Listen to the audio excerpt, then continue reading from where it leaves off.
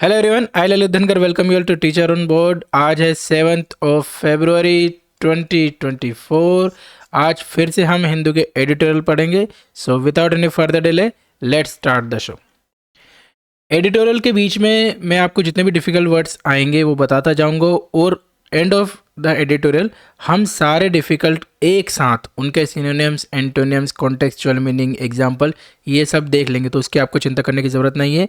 पर अभी एडिटोरियल समझने के लिए जितने भी डिफ़िकल्ट वर्ड्स आएंगे मैं वहीं का वहीं उनको आपको उनका मीनिंग बताता चलूँगा, है ना। आज का जो पहला एडिटोरियल है वो अभी जो न्यूज़ में चल रहा है, इन न्यूज़ कि जो चंडीगढ़ में मेयर के इलेक्शन हुए हैं वहाँ पर एज़ पर अपोजिशन और कोर्ट ने भी कुछ उस पर टिप्पणी करी है कि जो 8 जो वोट्स थे उनको रीक किया गया है। So let's start the show. Heading है हमारे पास ट्रेवेस्टी इन चंडीगढ़। ट्रेवेस्टी का मतलब होता है मोकरी, मजाक, है ना, मखौल, उपहास। तो वही मजाक हुआ चंडीगढ़ में किस पर? एडिटोरियल है ऑन मेयरल इलेक्शन। मेयरल मतलब मेयर का इलेक्शन, जो चंडीगढ़ टाउन है वहाँ पर मेयर का जो इलेक्शन हो उसका। And supreme court of India remark. तो जो एडिटोरियल है वो है मेयर इलेक्शन और सुप्रीम कोर्ट ऑफ इंडिया का उस पर जो रिमार्क है, उस पर टिप्पणी है, उसके बारे में। सब हेडिंग है हमारे पास manner in which mayor poll was manipulated has grave implications for democracy. तो सब हेडिंग बोल रही है कि जिस तरह से मेयर का जो पोल है, मेयर इलेक्शन हुए हैं कंडक्ट, उसमें मैनिपुलेशन हुआ। मैनिपुलेशन मतलब छेड़खानी, है ना, कंट्रोल करना अलग तरीके से। इस तरह मैनिपुलेशन मतलब होता है छेड़खानी करना। उसमें ग्रेव इम्प्लीकेशंस, ग्रेव मतलब गंभीर, इम्प्लीकेशंस मतलब जो भी कॉन्सिक्वेंसेस है वो बहुत गंभीर है फॉर डेमोक्रेसी। डेमोक्रेसी के लिए उसके जो कॉन्सिक्वेंसेस, उसके रिजल्ट है काफ़ी गंभीर हो सकते हैं। पैराग्राफ में जाते हुए हम एडिटोरियल में पढ़ते आगे। The supreme court of India stinging remark. Stinging मतलब होता है बिल्कुल बाइटिंग रिमार्क। जैसे बी या हनी बी आपको स्टिंग करती है ना, कैसे जलन करती है, तो इसे बिल्कुल ज्वलनशील रिमार्क उनके किसके? Supreme court on the manner in which the mayor of Chandigarh was elected has confirmed suspicion that the victory of Manoj Sonkar, the Bharatiya Janata Party candidate, was obtained through manipulation। तो अभी जो supreme court के जो remark है, अभी जो mayor के election हुए हैं चंडीगढ़ में, वो कहीं ना कहीं सस्पिशन क्रिएट करती है। और जो भी भारतीय जनता पार्टी के जो कैंडिडेट है वो इलेक्ट होकर आए हैं, मिस्टर मनोज सोनकर, उनकी जो विन है, उनकी जो विक्ट्री, उस पर कहीं ना कहीं सस्पिशन खड़ा करती है। ठीक है। After viewing footage of the videographed electoral process the chief justice of India found it appalling. Appalling मतलब क्या होता है? अपेलिंग मतलब होता है कि कुछ जो भी आप डिस्टर्ब होता है, deeply disturb, deeply concerning, horrifying, है ना। तो chief justice of India found it appalling, found it horrifying, भयंकर, that the presiding officer. Presiding officer मतलब उस टाइम पे जो ऑफिसर है, जो ड्यूटी कर रहा था, जो उस पोस्ट को संभाले हुआ था, ठीक है, presiding officer himself appear to be defacing the ballots. Defacing मतलब होता है कि बैलेट्स को खराब करना। जो भी बैलेट्स मतलब होता है जो पेपर जिस पर वोट दिया गया है, तो उनको खराब करना, उनको डिस्ट्रॉय करना, ये सभी क्या होगा? बहुत भयंकर है, बहुत खराब है, ऐसा चीफ जस्टिस का मानना है। Ballets and termed it a Mokri of democracy. देखो, सुप्रीम कोर्ट ऑफ इंडिया की सिटिंग जज ने क्या बोला है कि मोकरी ऑफ डेमोक्रेसी। देखो होता क्या है, कोई भी न्यूज़ चैनल या कोई भी मिनिस्टर या फिर हम आम लोग जब हम इस तरह से बोल देते हैं कि डेमोक्रेसी की हत्या हो गई, मोकरी ऑफ डेमोक्रेसी, तो ये इतना इम्पैक्टफुल नहीं होता, क्योंकि ये माना जाता है कि हमने जो कहा है वो एक उदाहरण के रूप में कहीं और पेश नहीं किया जाएगा। पर जब सिटिंग जज ऑफ सुप्रीम कोर्ट ऐसा कुछ बोलता है तो ये बहुत बड़ी बात होती है, क्योंकि उनके हर एक कमेंट, हर एक जो भी जितने भी संवाद रहता है उनका, वो सब रिकॉर्ड किया जाता है और उसे एज एन एग्जाम्पल किसी और हियरिंग या किसी और केस में यूज़ किया जाता है। तो इसलिए जब भी ऐसे स्ट्रॉन्ग वर्ड सुप्रीम कोर्ट बोलता है तो उसको बहुत कंसर्निंग वर्ड्स होते हैं। Mokri of democracy.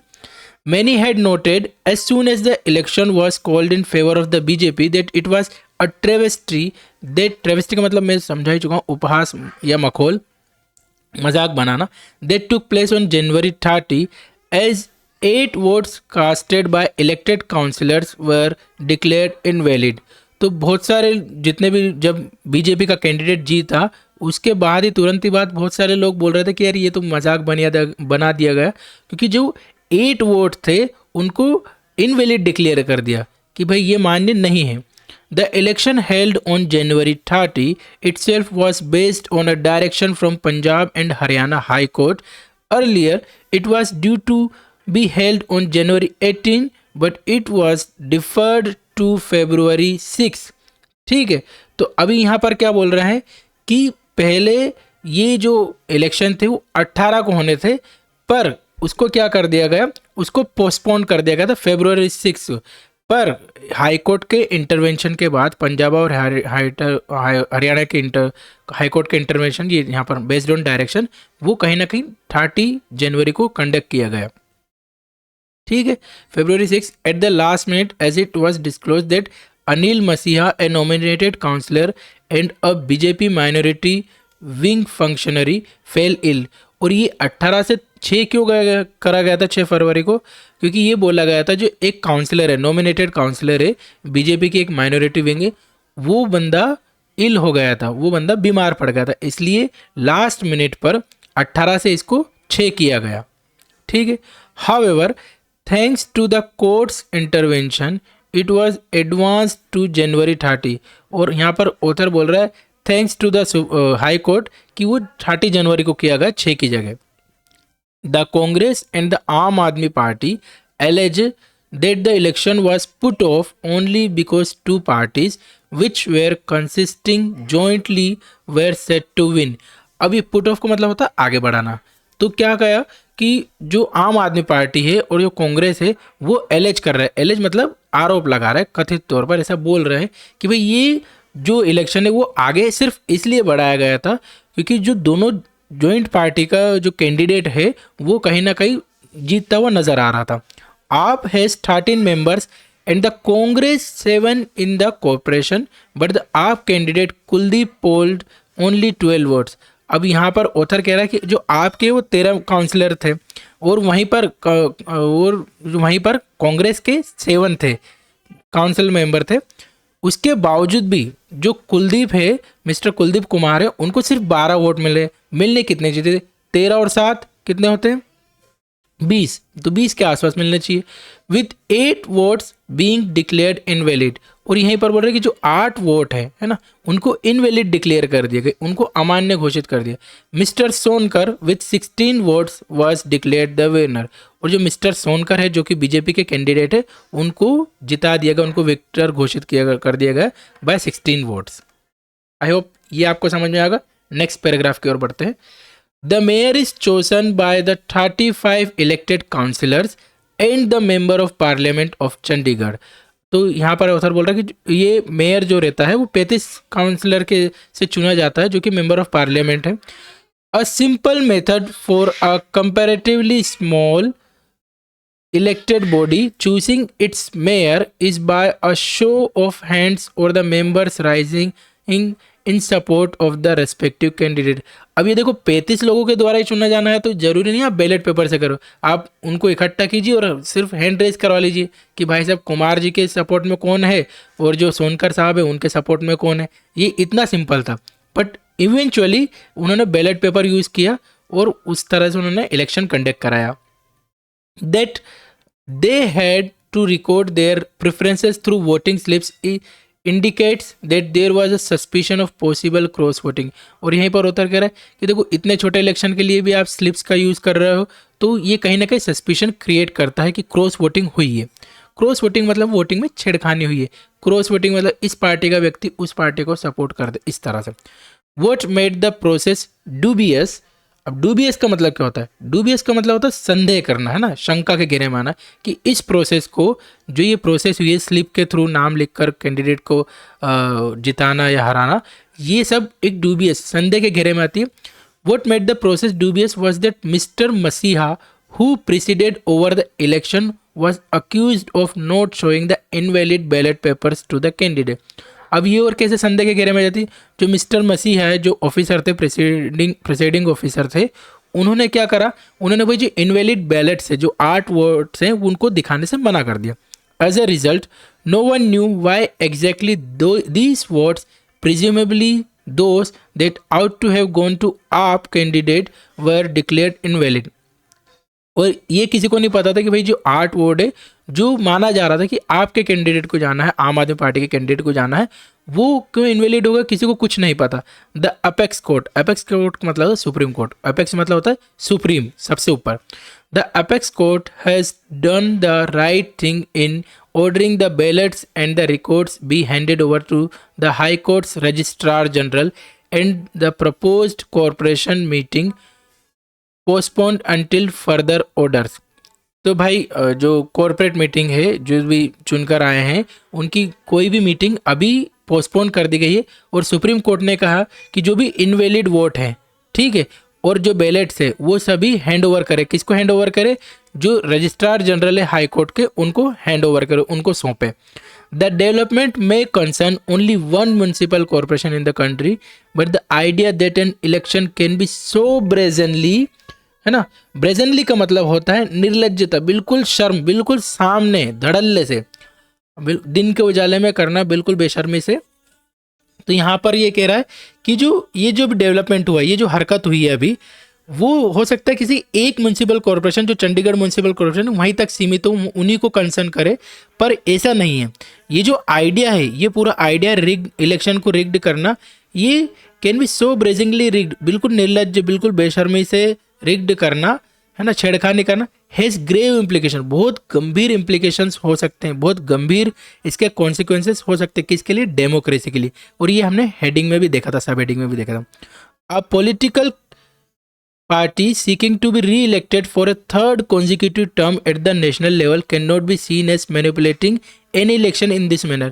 अब ऑथर कह रहा है कि भाई, एक तो ऑथर थोड़ा सा डांट रहा है इन द सेंस कि भाई जो पार्टी अभी सेंटर की बात कर रहा है, बीजेपी पार्टी की, जो थर्ड इलेक्शन जीतने वाली, थर्ड टर्म इलेक्शन जीतने वाली है, सॉरी जीतने नहीं वाली, हाँ री इलेक्टेड बोला ना, हाँ, तो थर्ड सेशन में जीतने वाली, थर्ड टर्म जीतने वाली, वो ये नहीं देखा जा सकता कि इस तरह से मैनिपुलेट करे इलेक्शन, है ना. ये एक बहुत गंभीर चीज़ है. Only a verdict invalidating the election and ordering a fresh one which safeguards against manipulation will be interest of the justice. अब ये जो पूरा हुआ है रिग्ड इलेक्शन वगैरह, जो पूरा डेवलपमेंट हुआ है चंडीगढ़ में, इसको लेकर ऑथर सजेस्ट कर रहा है कि सिर्फ अभी एक ही वर्डिक्ट मतलब फैसला है, सिर्फ ऐसा वर्डिक्ट कि जो पूरे इलेक्शन को इनवैलिडेट करे और ऑर्डर करे कि भाई फ्रेश इलेक्शन हो, ठीक है, नया इलेक्शन हो, विथ सेफगार्ड्स मतलब देखे, है ना, सुरक्षित करे, या फिर इसको सुनिश्चित करे कि अगेंस्ट मैनिपुलेशन, कोई मैनिपुलेशन ना हो, और यही सब जस्टिस के इंटरेस्ट में होगा, तभी जस्टिस डिलीवर किया जाएगा. आई होप आपको पूरा पैराग्राफ समझ में आया होगा. मैंने मैंने कोशिश करी कि लाइन वाइज आपको समझाते चलूँ.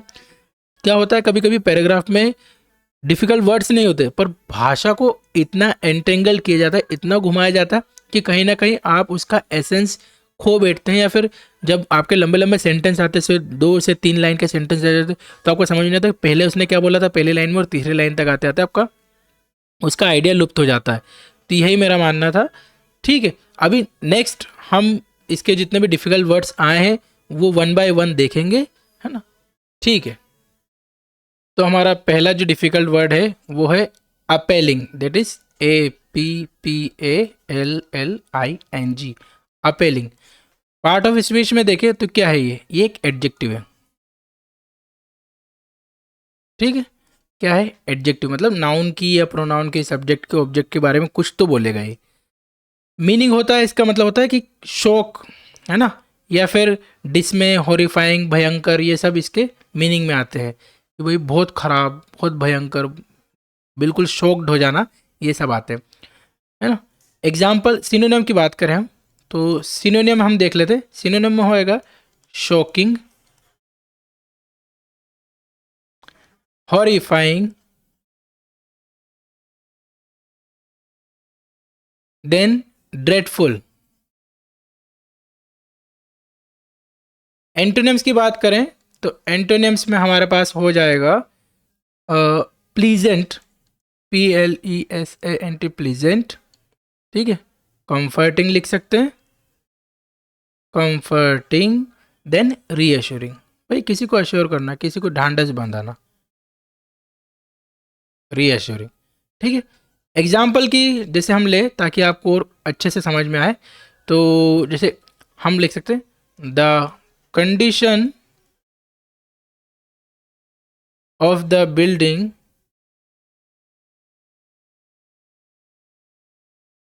was appalling.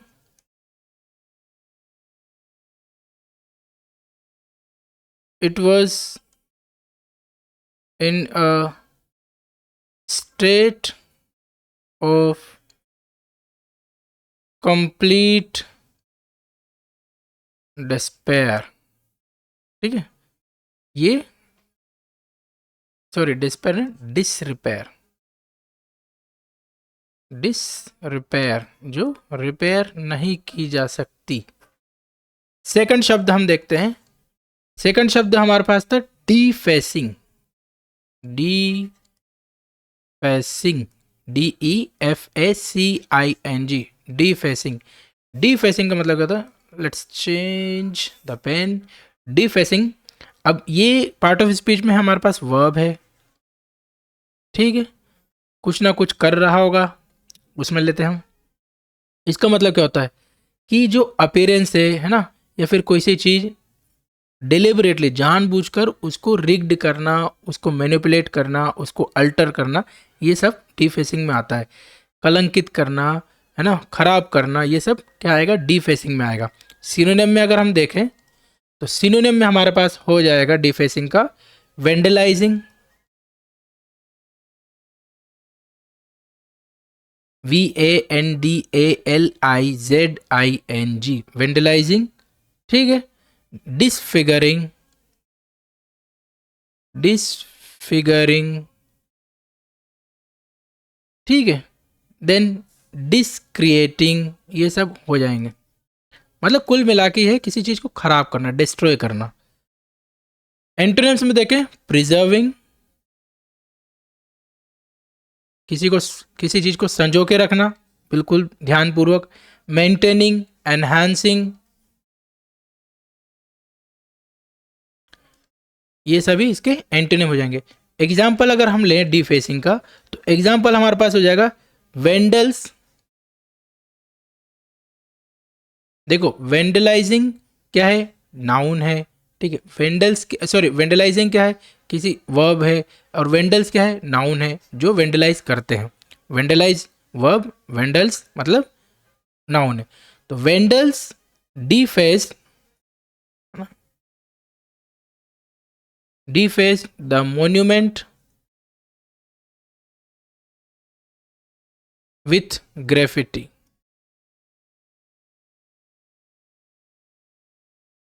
ग्रेफिटी क्या होती है, ग्रेफिटी चित्रकारी बोलते हैं जब आप पेंट से, जो स्प्रे पेंट रहता है ना, उससे दीवार पर आप कुछ चित्रकारी करें। तो ये जो वेंडल्स है, जो असामाजिक तत्व है, वेंडल्स मतलब जो वेंडलाइज करते हैं, जो उन्होंने क्या करा, डिफेस कर दिया, डिस्ट्रॉय कर दिया, खराब कर दिया जो मोन्यूमेंट थी उसको, किससे, ग्रेफिटी से। ठीक है, फोर्थ थर्ड वर्ड देख लेते हैं। थर्ड वर्ड है हमारे पास deferred, that is DEFERRED, deferred. Deferred मतलब क्या होता है, डेफर्ड मतलब होता है कि किसी चीज को टालना, है ना, पोस्टपोन करना, आगे बढ़ा देना, ये होता है। एक और शब्द होता है बहुत अच्छा है, प्रोकास्टिनेशन। प्रोकास्टिनेशन मतलब आप हर चीज़ को टालते जा रहे हो कि भाई मैं कल से जिम जाऊंगा, मैं कल से पढ़ूंगा, मैं कल से दौड़ने जाऊंगा, हर अच्छी चीज़ को आप टालते रहते हो, उसको बोलते हैं प्रोकास्टिनेशन। डिफर्ड, डिफर्ड एक वर्ब है। सिनोनिम की बात करें हम, डिफर्ड मतलब सिनोनिम में आ जाएगा पोस्टपोन, ठीक है, डिलेड, पोस्टपोन्ड, डिलेड, है ना, रीशेड्यूल, ये सब आ जाएगा। एंटोनियम की बात करें तो एंटोनियम में हमारे पास आ जाता है एडवांस्ड, एडवांस्ड ना, एक्सपेडिटेड, एक्सपेडिटेड, एक्सलरेटेड, प्रीपोन्ड, ये सब आ जाएगा। एग्जाम्पल अगर हम लें तो एग्जाम्पल की बात करें, द मीटिंग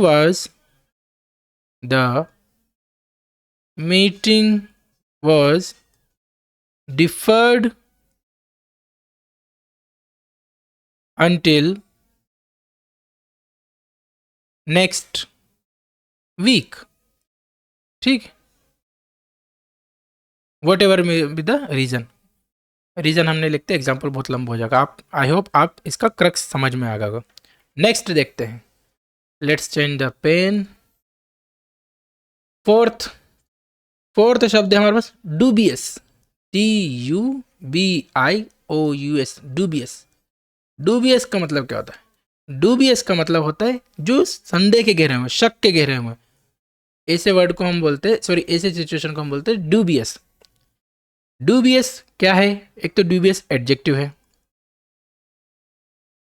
मतलब नाउन, प्रोनाउन, ऑब्जेक्ट, सब्जेक्ट के बारे में कुछ ना कुछ हमें बताएगा डूबियस. अब डूबियस के सिनोनिम क्या होता है, उसके साथ ही हमें क्या मीनिंग समझ में आ जाएगा. डूबियस का मतलब होता है सस्पिशियस. ठीक है. Then questionable.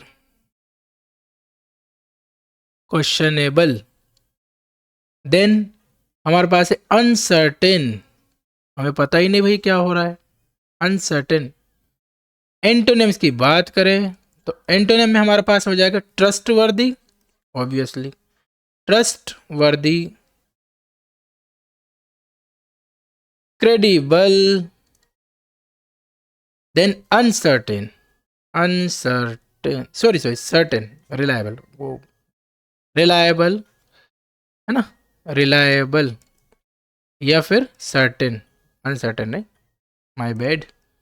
ये सारे एंटोनिम्स हो जाएंगे. ठीक है. एग्जाम्पल की अगर हम बात करें तो एग्जाम्पल में हमारे पास है द कंपनीज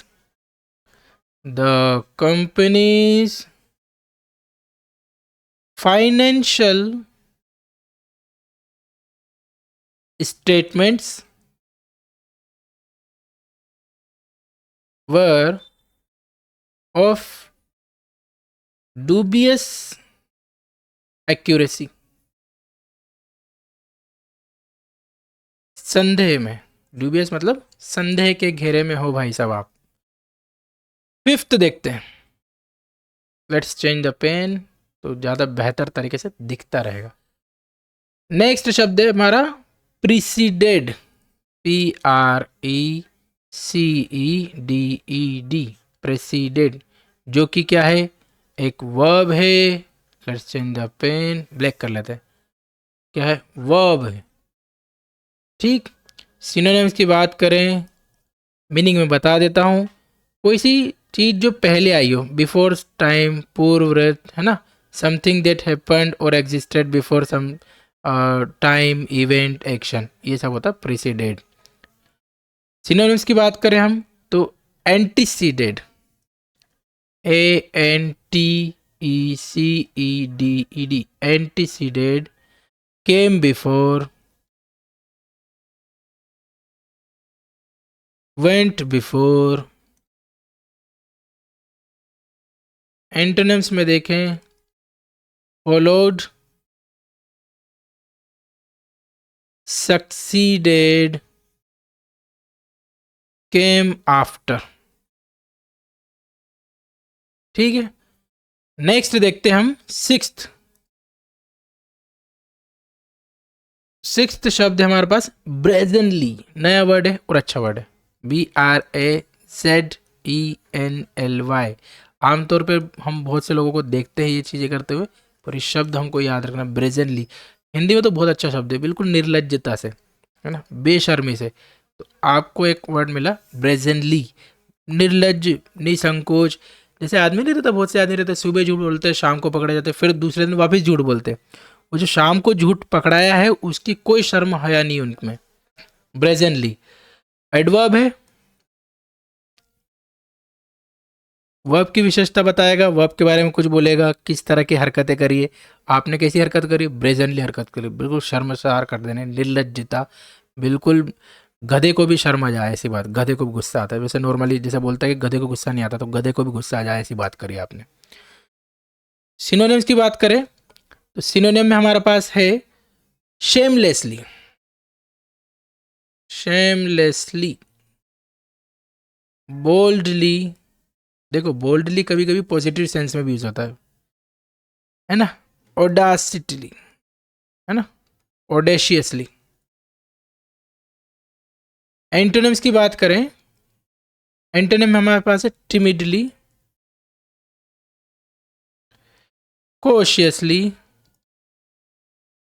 सावधानी पूर्वक, एंड डिस्क्रीटली मतलब चुपके से, डिस्क्रीटली।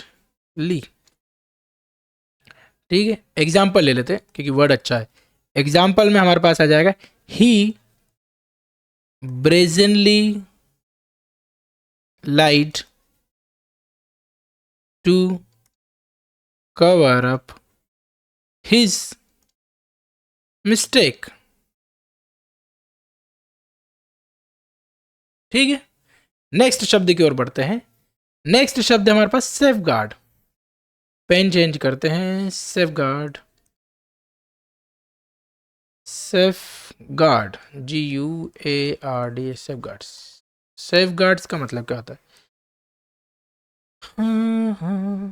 सेफ गार्ड्स का मतलब होता है, एक तो पहले तो ये नाउन है, पार्ट ऑफ स्पीच हम लिख देते हैं नाउन।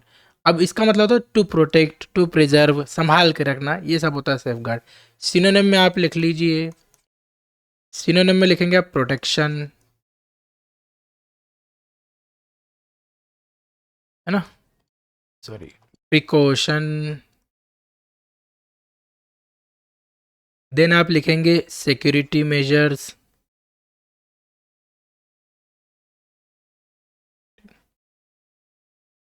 एंटोनिम्स की बात करें तो एंटोनिम में हमारे पास है रिस्क, डेंजर्स, आ रहा है डेंजर्स, देन वल्नरेबिलिटीज, है ना, जो बहुत आसानी से हर्ट हो सकता है कोई सी चीज़, वल्नरेबल हो ना, VULNERBILITIES,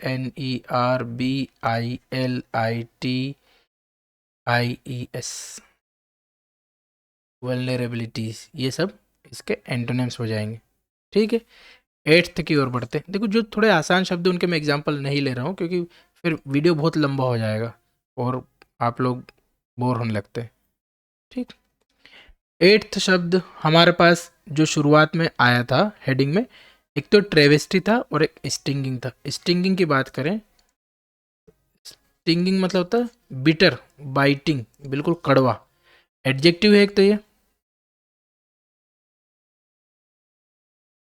ठीक है, और मतलब होता है इसका मतलब बहुत तेज या दर्दनाक, बिटर, बिटर। सिनोनिम्स की बात करें तो शार्प, बाइटिंग, पियर्सिंग, बिल्कुल ऐसे चुभ रहा हो जो।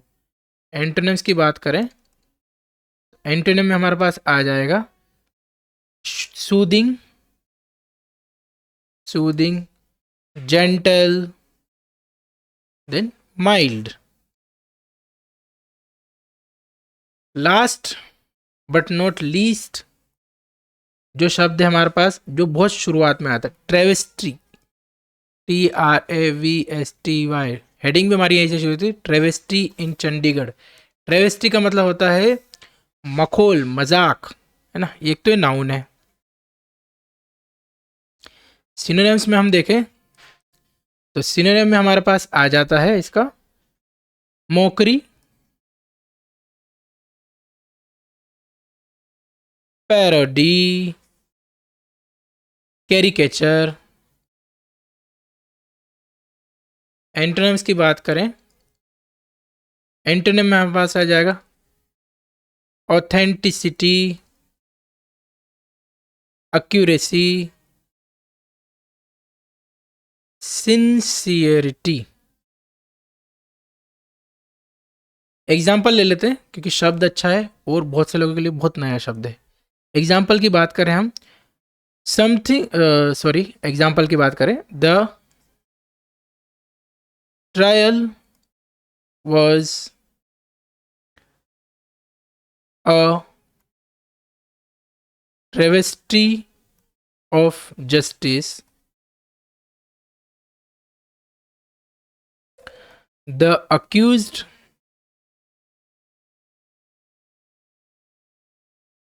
was not given a fair hearing। तो एग्जाम्पल बोल रहे जो ट्रायल था, है ना, जो कोर्ट में जो ट्रायल चलते हैं, जो मुकदमा था, वो ट्रेविस्टी था, एक मोकरी थी, एक मजाक था, एक उपहास था। क्यों? ऑफ जस्टिस, यही तो हमारी हेडिंग थी, मोकरी ऑफ जस्टिस, ट्रेविस्टी इन चंडीगढ़। इसके इर्द गिर्द हमारा पूरा पैराग्राफ घूमा है। द अक्यूज्ड वाज नॉट, जो भी अक्यूज्ड था, है ना, जिस पे आरोप थे, जो आरोपी था, was not given a fair chance, उसको अपना बात रखने का मौका ही नहीं मिला। That's it. ये सारे हमारे 9 शब्द थे आज के। ठीक है। कहीं कहीं छोटे छोटे शब्द आए, जैसे मैनिपुलेशन, बहुत से लोग जानते हैं। मैनिपुलेशन मतलब होता है छेड़खानी करना, है ना, कंट्रोल, एक्सप्लॉइट करना किसी चीज़ को, मैन्यूवर करना। एंटोनिम्स में आप लिख सकते हो ऑनेस्ट, ट्रांसपेरेंसी, ये सब होता है। ठीक है। आई होप पूरे जो 9 शब्द हमने देखे वो आपको अच्छे से समझ में आए होंगे, और जो पैराग्राफ हमने पढ़ा वो भी आपको बहुत अच्छे से समझ में आया होगा। थोड़ा सा प्री से देख लेते हैं किस तरह से हम लिखें। मैं हर हिंदी एडिटोरियल में बताता हूँ प्री से कैसे लिखें आप। एक तो प्री से आपको लिखना है, जैसे PRECI, प्री से आपको लिखना है, अगर कोई सा पैराग्राफ ऐसे कुछ भी 300 to 350 के अराउंड है, ये लिखते हैं ऐसे में, जब दिया हो तो उसके बारे में लिखते हैं कि ये इतने इतने वर्ड्स का है। तो हम इंश्योर करें कि जो प्री से है वो 55 to 65 वर्ड से ज़्यादा का ना हो। ठीक है। तो अभी हमने क्या देखा कि शुरुआत हमारी कहाँ से हुई थी, जो चंडीगढ़ में इलेक्शन हुआ, मेयर इलेक्शन, वो रिग्ड है, वो ट्रेवेस्टी है, ये सब हुआ। फिर हम शुरुआत करी, 35 काउंसलर्स थे, उनमें से सिर्फ 16 वोट जो है वो बीजेपी के खाते में गए, है ना, और जो 12 वोट हैं वो आप और कांग्रेस का जो अलायंस है उसको खाते में गए, और जो 8 वोट है उनको इनवैलिड घोषित कर दिया गया। किसके द्वारा? मिस्टर मसीहा के द्वारा, है ना, जो वहाँ पर जो भी ऑफिसर थे उनके द्वारा। ठीक है। और बीजेपी के कौन से जीते? मिस्टर सोनकर जीते हैं बीजेपी से, as per the rigged election, है ना, सोनकर जीते हैं। इन सभी पर सुप्रीम कोर्ट का बयान आता है कि it is Mokri of justice, जो कि एक बहुत महत्वपूर्ण चीज़ है, मोकरी ऑफ जस्टिस।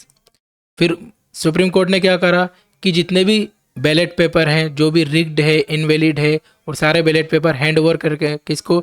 जनरल, है ना, director general of high court को ये सब आप हैंड ओवर करें। और तब तक जो भी नगर पालिका है जहाँ पर ये इलेक्शन हुआ, उसकी जितनी भी मीटिंग है वो सब पोस्टपोन की जाती है तब तक के लिए। ये सब सुप्रीम कोर्ट ने बोला है। तो इस तरह से हम प्रीसे को लिख सकते हैं। आखिरी में जो ऑथर का क्या कंसर्न था और क्या सजेशन था उसको लेकर, कि अभी 2024 में इलेक्शन होने वाले हैं, सेंट्रल के लोकसभा इलेक्शन, और वहाँ पर लग रहा है कि बीजेपी पार्टी नेक्स्ट टर्म में भी जीत कर आएगी। तो ऐसी पार्टी जो 3 कॉन्सिक्यूटिव टर्म से जीतेगी, उसको इस तरह की चीज़ें शोभा नहीं देती, इस तरह की चीज़ें नहीं करनी चाहिए। और फिर ऑथर बोलता है कि जस्टिस तभी मिलेगा तब ये पूरा इलेक्शन जो है वो रिग्ड हुआ है, और इसको जो सुप्रीम कोर्ट है इसको नलीफाई करे और नए फ्रेश इलेक्शन करवाए। ये सब प्रीसे में आप लिख सकते हैं। नेक्स्ट पैराग्राफ की ओर बढ़ते हुए, नेक्स्ट जो आर्टिकल है वो है Mint Street musings on the interim budget and the RBI। तो ये जो अभी इंटरिम बजट आया 1 फरवरी 2024 को, मिस निर्मला सीतारमन ने बजट स्पीच दी है, उसमें क्या बोला गया? Mint Street. अब मिंट स्ट्रीट कहाँ से आता है भाई साहब? मिंट स्ट्रीट जो है वो दिल्ली में एक लोकेशन है, एक एड्रेस है, जहाँ पर हमारा RBI का हेड क्वार्टर है। तो देखो ये लिखने के बहुत फैंसी तरीके होते हैं, जब भी आर्टिकल्स वगैरह लिखे जाते हैं तो बहुत ही फैंसी टर्म्स में लिखे जाते हैं, ताकि जो राइटर है, जो ऑथर है, वो अपनी जो भाषा की शैली है उसको दर्शा सके कि देखो भाई साहब, मैं इतना बुद्धिमान हूँ कि मैं इस तरह से फैंसी तरीके से, इस तरह से मैनिपुलेट करके आपको ये परोसूंगा। सीधा सीधा भी लिख सकता है व्यक्ति, पढ़ना है, हमारा मकसद भी वही है कि हम इंग्लिश सीखें इसके थ्रू। खैर, इसलिए हम हिंदू का एडिटोरियल पढ़ते हैं कि बहुत फैंसी आर्टिकल्स आते हैं। मिंट स्ट्रीट म्यूजिंग्स, तो मिंट स्ट्रीट के रिफ्लेक्शंस, म्यूजिक, विचार, ये विमर्श, ये सब वहाँ पर देखेंगे। मिंट स्ट्रीट से मतलब है हेडक्वार्टर ऑफ आरबीआई, कि हेडक्वार्टर ऑफ आरबीआई के क्या विचार है, क्या रिफ्लेक्शंस है, क्या आउटकम्स है, किस पर, इंटरिम बजट को लेकर, और आर्टिकल किस पर है, इंटरिम बजट और आरबीआई पर। सब हेडिंग में हमारे पास है the interim budget gives the central bank some more room to manoeuvre. Some more room to manoeuvre मतलब एडजस्ट करने के लिए।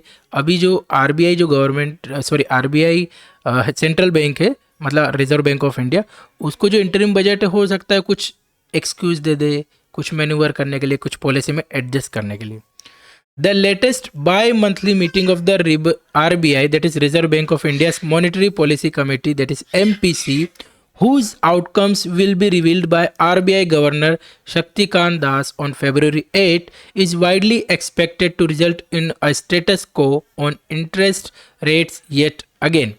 So अभी जो बाई मंथली मीटिंग हुई है उसका जो आउटकम है, मीटिंग किसकी हुई है, MPC, that is monetary policy committee, इसकी जो मीटिंग हुई बाई मंथ में 2 बार होती है। अभी जो लेटेस्ट मीटिंग हुई है उसका जो आउटकम है फरवरी 8 को आना है, और जो अनाउंस किसके द्वारा किया जाएगा, mister Shaktikanta Das, present RBI governor. याद रखिएगा, अच्छी चीज़ है, वनडे एग्जाम में आ सकता है, वैसे आएगा नहीं पर आ सकता है, कभी कभी सरल क्वेश्चन दे देते हैं। इज वाइडली एक्सपेक्टेड, और ये बहुत हद तक उम्मीद की जा रही है कि जो भी अभी इंटरेस्ट रेट है अभी हाल वैसे के वैसे बने रहेंगे। स्टेटस को मतलब जैसी स्थिति बनी है उसको बने रहने दो, यथा स्थिति। At its last review in earlier December, 5 of the 6 MPC members had voted to persist with the withdrawal of accommodation. अब persist मतलब इन फेवर, कि जो विड्रॉवल है अकोमोडेशन को, इसको लिया जाए, ये इस स्टांस पर इसको फेवर कर रहे हैं। कितने मेंबर, 5 आउट ऑफ 6।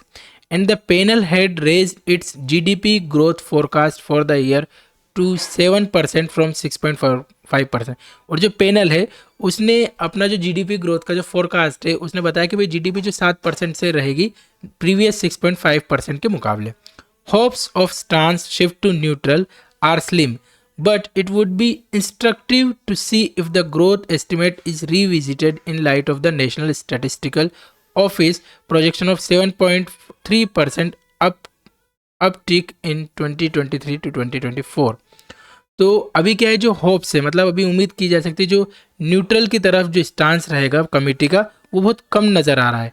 हालांकि इन लाइट ऑफ जो नेशनल स्टैटिस्टिकल ऑफिस है NSO, उसने जो डाटा प्रोवाइड किया उसको देखते हुए हो सकता है जो कमेटी है उसका जो प्रोजेक्शन है वो 7.37% के आसपास रहे। कौन सा फिस्कल ईयर में, 2023 टू 2024 में।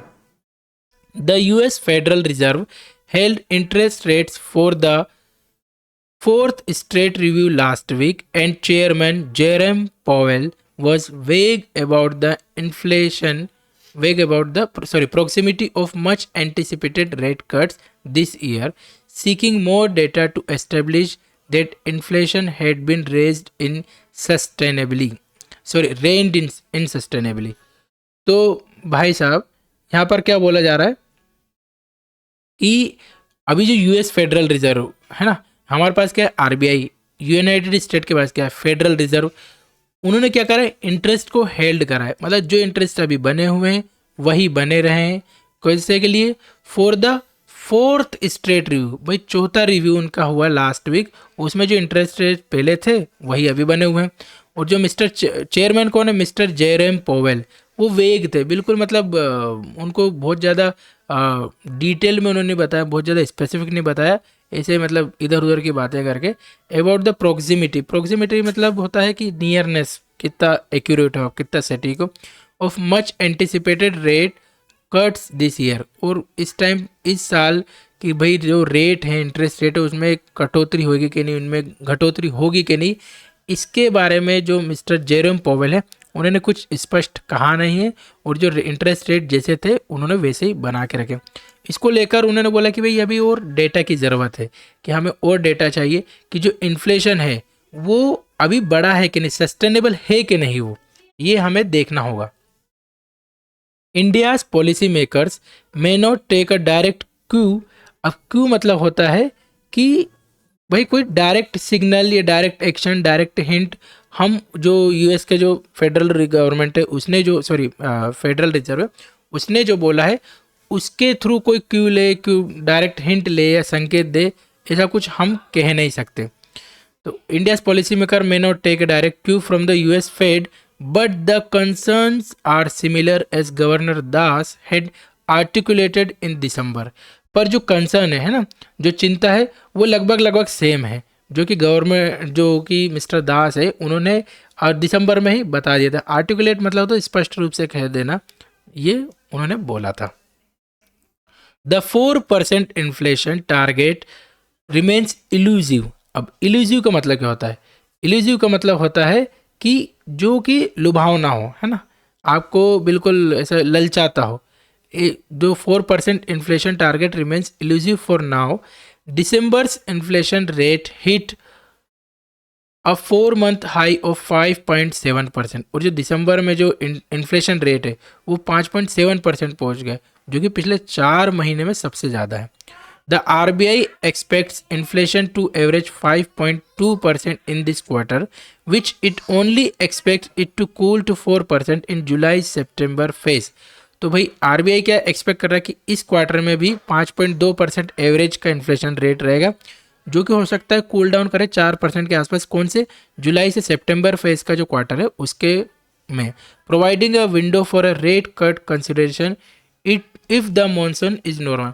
अगर मानसून नॉर्मल हुआ, है ना, उसमें कोई ना तो बाढ़ आई ना सूखा हुआ, मतलब ना ज़्यादा वर्षा हो ना ज़्यादा ना कम बारिश हो, अगर नॉर्मल हुआ एज पर द इनके अकॉर्डिंग हुआ, तो हो सकता हो कि एक थोड़ा सा रेट कट हो सके, इंटरेस्ट रेट। ठीक है, नेक्स्ट पैराग्राफ की ओर बढ़ते हैं हम। Finance Minister Nirmala Sitharaman's interim budget for 2024 to 25, however, could give the central bank some more room to ease liquidity constraints in the economy। Liquidity मतलब ऐसे एसेट्स जिनकी आप वैल्यू ना गिराते हुए आप उनको पैसों में, कैश में कन्वर्ट कर सकते हो।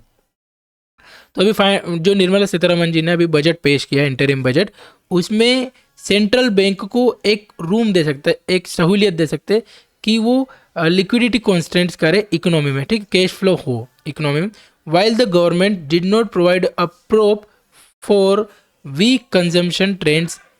अभी जो गवर्नमेंट है उसने कुछ भी एक्शन नहीं लिया है, ठीक है, कोई प्रोवाइड नहीं किया है। जो वीक कंजम्पशन अभी हो रहा है, जो कंजम्पशन है वो मार्केट अभी काफ़ी डाउन है, लोग इतना कंजम्पशन नहीं कर रहे हैं, कंज्यूमर्स इतना कंज्यूम नहीं कर रहे हैं। It is also not adding to inflation pressure, और ये इन्फ्लेशन में भी बढ़ोतरी की संभावना नहीं ला रहा है।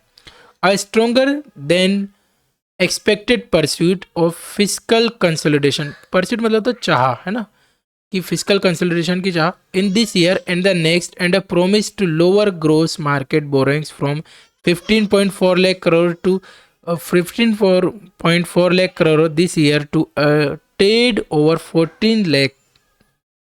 टेड मतलब होता थोड़ा सा, बहुत नाम मात्र, जैसे a small amount, a small degree crore in 2024 to 2025 should help. अभी पहले 15.4 लाख करोड़ था, अब 14 लाख करोड़ बोरोइंग से, तो बहुत ज़्यादा अंतर नहीं इतने बड़े देश के लिए। The minister asserted that this will free up from credit for the private sector now that the industry is beginning to invest at scale gross market. तो अभी मिनिस्टर जो है, कि जो फाइनेंस मिनिस्टर है उनकी बात कर रहे हैं, उन्होंने अश्योर करा, ये असर्ट करा है, सर्टेन करा है कि ये जो 15.4 से हम 14 लाख तरफ आए हैं, ये किसको करेगा? फ्री अप मोर क्रेडिट, है ना, प्राइवेट सेक्टर के लिए, प्राइवेट सेक्टर को बेनिफिट करेगा। ये industry could invest at a larger scale, at scale मतलब at a larger scale. Gross market borrowings as a share of the fiscal deficit will also drop below 84% from 89% this year। जो gross market borrowings है, जो total market की borrowings है, वो पिछले साल के 89% से 84% गिरकर आएगी, है ना। जो फिजिकल डेफिसिट है उसको लेकर बोल रहे हैं। With foreign capital inflows into Indian government bonds. अब गवर्नमेंट बॉन्ड्स क्या होता है? जैसे होता क्या है कि इंडियन गवर्नमेंट है, ये यूएस गवर्नमेंट बहुत करती है। इंडिया की जो गवर्नमेंट है ना, वो क्या करेगी, इंटरनेशनल मार्केट में जाएगी। मान लो ये इंडिया की गवर्नमेंट है ना, ये इंडिया की गवर्नमेंट, ये इंटरनेशनल मार्केट में जाती है, यहाँ कहीं खड़ी होती है और बोलती है भाई साहब कि हमें बॉन्ड्स चाहिए, हम बॉन्ड्स दे रहे हैं, बॉन्ड्स मतलब हम गारंटी दे रहे हैं, एक कागज दे रहे हैं जिस पे हम लिखेंगे कि फलाने फलाने कंट्री या फिर फलाने फलाने कंपनी ने हमारी बॉन्ड खरीदी है, हमें बॉन्ड दी, हमें एक एक्स अमाउंट ऑफ मनी दी है और हम उसको एक टी टाइम में हम उसको एक सर्टेन अमाउंट ऑफ इंटरेस्ट देंगे, मान लो आई अमाउंट ऑफ इंटरेस्ट हम उसको प्रोवाइड करेंगे। ये दो तरीके से होता है, या तो आप 2 साल के या 3 साल या 10 साल में आप एक टी टाइम में आप उसको आई अमाउंट ऑफ इंटरेस्ट के साथ पूरा जो अमाउंट एक्स प्लस आई वो आप उसको दे दो, या फिर हर साल थोड़ा थोड़ा आप इंटरेस्ट आपको उसको देते रहो। तो ये गवर्नमेंट बॉन्ड्स होते हैं, ये इंटरनेशनल मार्केट। अब ये सबसे ज़्यादा क्या होता है कि अगर आपकी क्रेडिबिलिटी ज़्यादा है, से यूएस की क्रेडिबिलिटी ज़्यादा है, वो बहुत ज़्यादा स्टेबल है, तो वो क्या बोलेगा, नहीं भाई साहब हम तो 6% या 4% इंटरेस्ट ही देंगे, पर इंडिया की क्रेडिबिलिटी यूएस के मुकाबले कम है, तो इंडिया बोलेगा कि हम 8% इंटरेस्ट देंगे। ऐसे ही होता है, जो बैंक बहुत ज़्यादा स्टेबल है उसका जो इंटरेस्ट रेट रहता है सेविंग पर या फिर और किसी लोन पर, सॉरी एफडी वगैरह पर, वो कम रहता है। इन इरिस्पेक्टिव ऑफ जो प्राइवेट बैंक्स रहते हैं जो इतने स्टेबल नहीं, वो ज़्यादा परसेंट प्रोवाइड करते हैं। ये लार्ज स्केल पर देशों के साथ भी ऐसा ही होता है, ठीक है। तो क्या हम बात करें with foreign capital inflows into the Indian government bonds, समझ में आ गया इंडियन गवर्नमेंट बॉन्ड्स के मतलब, likely to spike following their inclusion in global bond indices. और ये जो इन्वेस्टमेंट है बॉन्ड के थ्रू, ये हो सकता है लाइकली टू स्पाइक, स्पाइक मतलब इंक्रीज हो सके, following their inclusion in global bond indices, global bond indices में इनका इंक्लूजन रहेगा, इनका जुड़ाव रहेगा। Banks, which are the major holders of these securities, are facing elevated credit to deposit ratio growth rates, should get more space to lend। और जो banks जो ये होल्ड करके रखती है इंडियन गवर्नमेंट बॉन्ड्स, वो भी कहीं ना कहीं एलिवेट होंगे, उनका क्रेडिट भी एलिवेट होगा, बढ़ेगा। Economist expect this to help lower borrowing cost for the entire economy। Yields on government bonds have already dropped from 7.14% ahead of the budget to about 7.05%। और ये अच्छा संकेत है, देखो यील्ड्स मतलब इंटरेस्ट, आप जो गवर्नमेंट बॉन्ड्स है उसमें पहले 7.14% थे, मतलब जितना ज़्यादा इंटरेस्ट उतनी उतना कम विश्वास। अब ये इंटरेस्ट कम हो गया 7.05%, ये एक अच्छी खबर है कि आपको इंटरेस्ट कम देना पड़े। And could drop further even as a systematic liquidity has improved a tad. और ये और ज़्यादा इम्प्रूव हो सकता है, और ज़्यादा ड्रॉप कर सकता है इंटरेस्ट रेट। तो ये सिस्टमेटिक लिक्विडिटी और सिस्टमेटिक लिक्विडिटी मतलब कैश फ्लो, वो भी इम्प्रूव हुआ है थ्रू अ टेड मतलब एक little amount. For Mint Street hawks there is no small comfort. Hawks मतलब लोग या फिर जो भी ग्रुप्स हैं, कंपनीज है ना, एक जो भी एडवोकेट है मॉनेटरी पॉलिसीज़ के लिए, जो मिंट स्ट्रीट मतलब हेडक्वार्टर, आरबीआई हेडक्वार्टर है, ये कोई स्मॉल कंफर्ट नहीं है, ये काफ़ी अच्छा रिलीफ है। आई थिंक आपको पूरा पैराग्राफ समझ में आएगा। देखो पैराग्राफ थोड़ा इकोनॉमिक और फाइनेंशियल टर्म पे बेस्ड है, क्योंकि पूरा बजट के ऊपर है, तो बहुत सारे लोगों को समझ में नहीं आया होगा। आप दोबारा लेक्चर देख सकते हैं, आप पॉज करके पैराग्राफ पढ़िए ताकि आपको खुद की एक समझ आप डेवलप कर सके। जब भी इकोनॉमी पे बेस्ड या फाइनेंस पे बेस्ड आता है तो हम लोगों की समझ उसमें बहुत कम रहती है, तो उससे रिलेटेड जितने भी वर्ड्स यूज़ किए जाते हैं वो बहुत ही कॉम्प्लिकेट हो जाते हैं हमारे लिए, ठीक है। नेक्स्ट हम जितने भी डिफ़िकल्ट वर्ड्स आए हैं वो वन बाय वन देख लेते हैं, ठीक है। पहला वर्ड हमारे पास जो आया था वो था elusive. First word elusive, elusive का मतलब होता है लुभाने वाला। सॉरी, अगर हम पार्ट ऑफ स्पीच की बात करें तो ये एडजेक्टिव, सॉरी एडजेक्टिव है पार्ट ऑफ स्पीच। और सिनोनिम्स की बात करें, मीनिंग में आपको बता चुका हूँ, लुभाने वाला, टेम्पटिंग, तो इवेसिव, सिनोनिम में इवेसिव, स्लिपरी, है ना, टेम्पटिंग, ये सब हो जाएगा। एंटोनिम्स की बात करें, clear, obvious, apparent. Second word देखते हैं हम, क्यू, CUE, क्यू। एक तो ये नाउन है, पार्ट ऑफ स्पीच के अंदर क्यू क्या है, नाउन है, ठीक। सिनोनिम्स की बात करें, मीनिंग में आपको बताता हूँ, क्यू मतलब होता है हिंट, संकेत। सिनोनिम की बात करें हम तो सिग्नल, हिंट, ठीक है। Then prompt, PROMPT, prompt. Antonyms की बात करें, एंटोनिम में हमारे पास है कंफ्यूजन, मिस डायरेक्शन, डिस्ट्रैक्शन, ठीक है। थर्ड वर्ड जो हमारा है वो है आर्टिकुलेटेड, आर्टिकुलेटेड, ARTICULATED, आर्टिकुलेटेड। अब ये क्या है, एक तो ये एडजेक्टिव है, पार्ट ऑफ स्पीच में क्या है, एडजेक्टिव, मतलब नाउन, प्रोनाउन, सब्जेक्ट, ऑब्जेक्ट, इन सब के बारे में कुछ ना कुछ ये बोलेगा, एडजेक्टिव। मीनिंग अगर हम देखें इसका तो बहुत स्पष्ट रूप से, बहुत सर्टेन, बहुत क्लियर कट बताया गया कि आपको stated, explain in my in granularly detail manner, है ना। सिनोनिम्स की बात करें तो सिनोनिम में हमारे पास हो जाता है एक्सप्रेस्ड,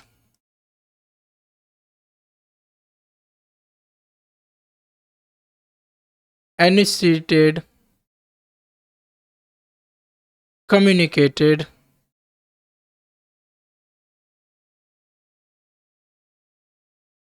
एंटोनिम्स की बात करें, नंबर्ड, मम्बल्ड,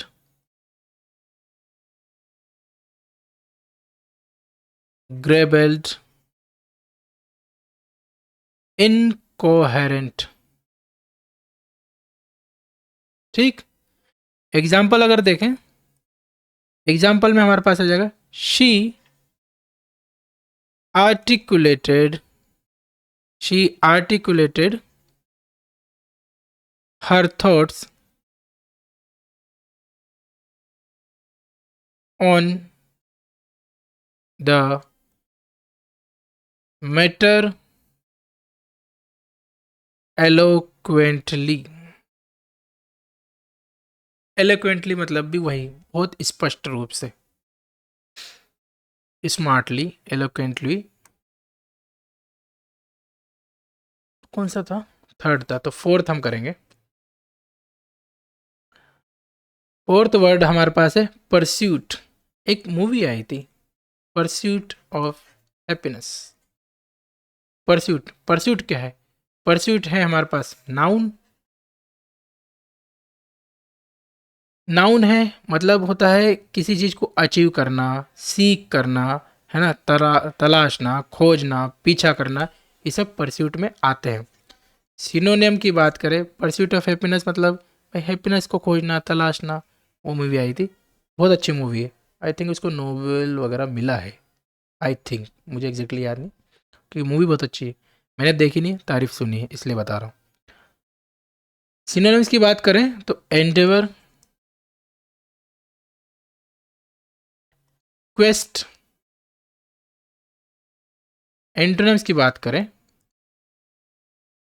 अबेंडेंट, अबेंडन, है ना, अबेंडन मतलब छोड़ देना, त्यागना, सिसेशन, है ना, और डिसकंटिन्यू वगैरह आप लिख सकते हैं। एग्जाम्पल बता देता हूँ मैं, his pursuit of excellence drew him to work tirelessly, ठीक, टायरलेसली। फिफ्थ देखते हैं, फिफ्थ वर्ड है टेड, बहुत बार यूज हुआ है टेड शब्द। टेड का मतलब होता है बहुत रति मात्र, नाउन है टेड, बहुत छोटा सा, रति मात्र, थोड़ा सा, है ना, थोड़ा सा। सिनोनिम्स की बात करें तो सिनोनिम में हमारे पास है बिट, है ना, टच। वहीं एंटोनिम्स देखें हम, एंटोनिम में हमारे पास हो जाएगा, एंटोनिम में हमारे पास इसका हो जाएगा abundance, then heap, HEAP heap, multitude, ये सब इसके एंटोनिम्स हो जाएंगे। सिक्स्थ देखते हैं असर्टेड। असर्टेड मतलब स्टेटमेंट, डिक्लेयर, ये एक वर्ब है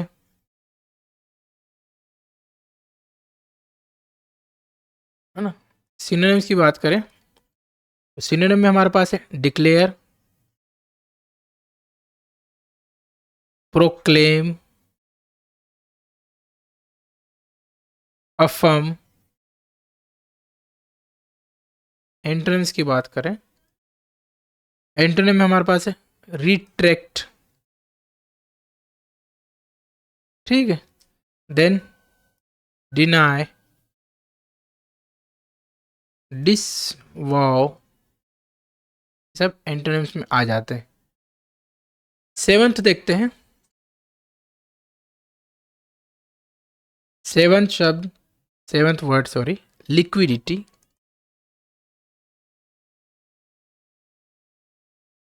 लिक्विडिटी मतलब एक तो ये नाउन है,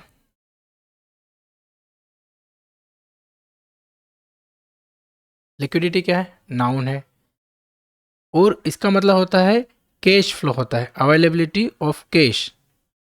किसी, अगर आपके पास जमीन है या फिर अचल संपत्ति, अचल संपत्ति मतलब जो ठहरी हुई है, सोना है, चांदी है, ज़मीन है, ये सब है, तो उसको आप क्या कर सकते हैं, आप कैश में कन्वर्ट कर सकते हो क्या, बिना उसकी कीमत गवाए, तो उसको हम बोलते हैं लिक्विडिटी करना।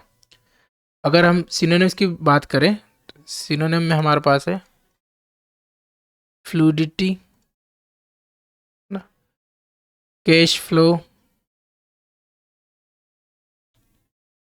है ना, सॉल्वेंसी। एंटोनिम्स की बात करें हम तो एंटोनिम में हमारे पास है illiquidity, insolvency, frozen asset. Frozen asset लिखो, बाकी सब में आगे इल लगा देना, असेट्स, ठीक है। नेक्स्ट शब्द देखते हैं हम, नेक्स्ट शब्द हमारा है, पेन बदल लेते हैं यार, चल क्यों नहीं रहा, ठीक है, कॉन्स्ट्रेंट।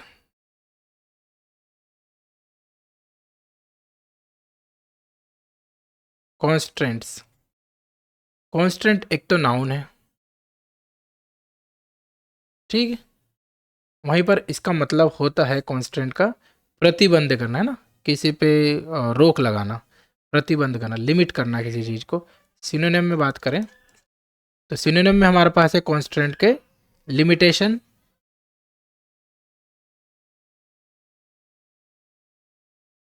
ठीक है, रेस्ट्रिक्शन,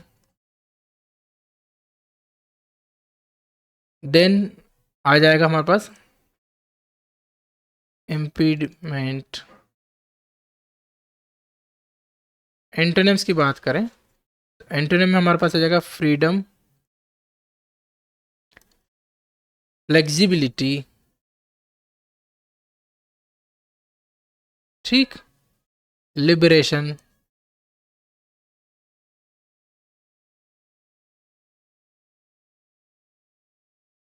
ठीक है।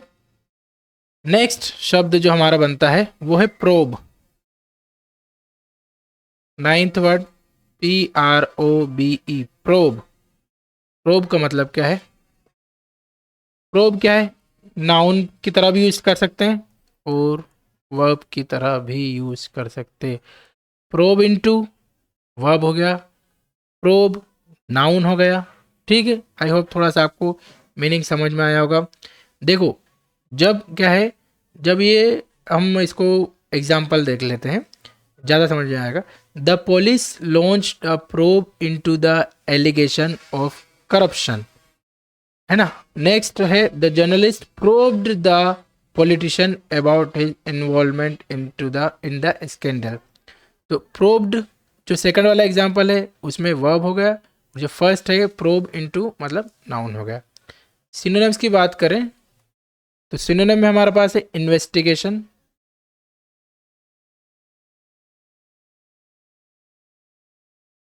ठीक, इंक्वायरी अलग होता है, वो ई से शुरू होता है, थोड़ा सा स्लाइट डिफरेंट मीनिंग है। एग्जामिन। एंटोनिम की बात करें, एंटोनिम में हमारे पास है इग्नोर, नेग्लेक्ट, ओवरलुक, ठीक है। टेंथ शब्द देखते हैं हम। टेंथ शब्द हमारे पास हॉक्स, HAWKS, हॉक्स। हॉक्स का मतलब क्या होता है? हॉक्स क्या है? एक तो नाउन है, पार्ट ऑफ स्पीच, ठीक है। और इसका मतलब होता है इंडिविजुअल या ग्रुप्स, है ना, एडवोकेटिंग फॉर टाइटर मॉनेटरी पॉलिसीज। ऐसी पॉलिसी कि भाई आप टाइट रखे monetary policy, privatising, controlling inflation over stimulating economic growth. Economic growth तो चलो हो जाएगी, पर आप जो इन्फ्लेशन है ना, इसको आप कम रखें, इसको आप मेंटेन करके रखें, ये सब हॉक्स में कहलाते हैं। सिनोनिम में अगर हम देखें इनके, तो सिनोनिम में हमारे पास हो जाएगा inflation hawks, hard liners, tight money advocators, ये सब मीनिंग। आप सिनोनिम एंटोनिम छोड़ें इसके, आप इसका मीनिंग देखें। एग्जाम्पल बेस्ट रहेगा, एग्जाम्पल लिख देता हूँ। The central bank CB, the central banks hawks, HAWKS, hawks pushed for higher interest rates to curb inflation, कि भाई साहब आप इंटरेस्ट रेट बढ़ा दीजिए ताकि आप जो इन्फ्लेशन है उसमें आप घटोतरी कर सकें। अनदर एग्जांपल हम देख लेते हैं। The hawks of the government emphasized the importance of fiscal discipline to prevent overheating the economy। तो जो गवर्नमेंट हॉक्स है ना, उन्होंने एम्फोसाइज किया, उन्होंने जोर दिया है किसके लिए? फिजिकल डिसिप्लिन के इंपॉर्टेंस पे, कि आप फिजिकल डिसिप्लिन रखे, है ना। जो फिजिकल ईयर कहाँ से चालू होता है? ये अप्रैल मंथ से चालू होता है। फिजिकल जो ईयर है वो अप्रैल मंथ से चालू होता है। जो फिजिकल डिसिप्लिन है, मतलब फिजिकल डिसिप्लिन मतलब आपका फिजिकल डेफिसिट नहीं होना चाहिए। मान लो आपने 1,000 रुपये इस मंथ ठाना है कि भाई 1,000 रुपये आपने मम्मी पापा से पॉकेट मनी लिए और ये खर्चा करें, आपका खर्चा होगा 1,100, मतलब आपने 100 रुपये किसी दोस्त से उधार लिए। तो ये जो फिजिकल डेफिसिट है ये नहीं होने चाहिए, आप डिसिप्लिन में रहे, आप अंडर 1,000 ही रहें। तो उनका ये मानना है कि आप फिजिकल डिसिप्लिन में रहें to prevent overheating of economy, ताकि आपको और उधार ना लेना पड़े और जो इकोनॉमी में जो इन्फ्लेशन है वो ना बढ़े, ठीक है। एक लास्ट शब्द हम देखेंगे जो आया था म्यूजिंग, 12th शब्द म्यूजिंग, MUSING, म्यूजिंग हमारी हेडिंग में था। म्यूजिंग, म्यूजिंग शब्द एक तो नाउन है, ठीक है भाई साहब, ये क्या है? नाउन है। इसका मतलब होता है विचार विमर्श करना, है ना, थॉट एक्सचेंज करना, है ना, वाद विवाद संवाद, ये सब म्यूजिक में आते हैं। सिनोनिम्स की देखें तो सिनोनिम में हमारे पास हो जाएगा म्यूजिक का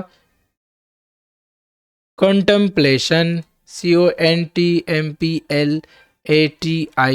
कंटेम्पलेशन। रिफ्लेक्शन, थॉट्स का रिफ्लेक्शन है ना। इंट्रोस्पेक्शन, इंट्रो, है ना, स्पेक्शन, भाई खुद के अंदर झांकना और खुद को इंट्रोस्पेक्ट करना, खुद को अ, खुद को देखना कि भाई आप कितने अच्छे हो, कितने बुरे हो, कितने काबिल हो, कितने नाकाबिल हो, इसको सबको हम बोलते हैं इंट्रोस्पेक्शन। एंटोनिम की बात करें तो एक्शन,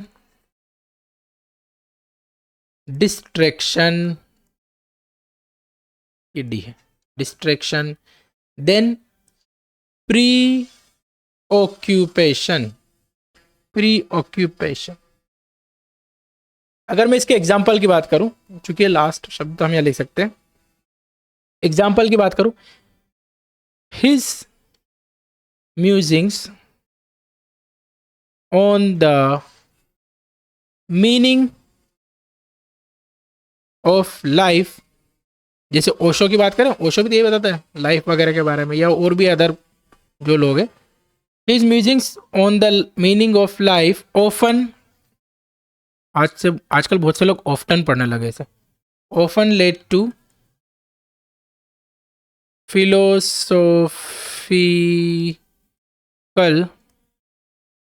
philosophical discussions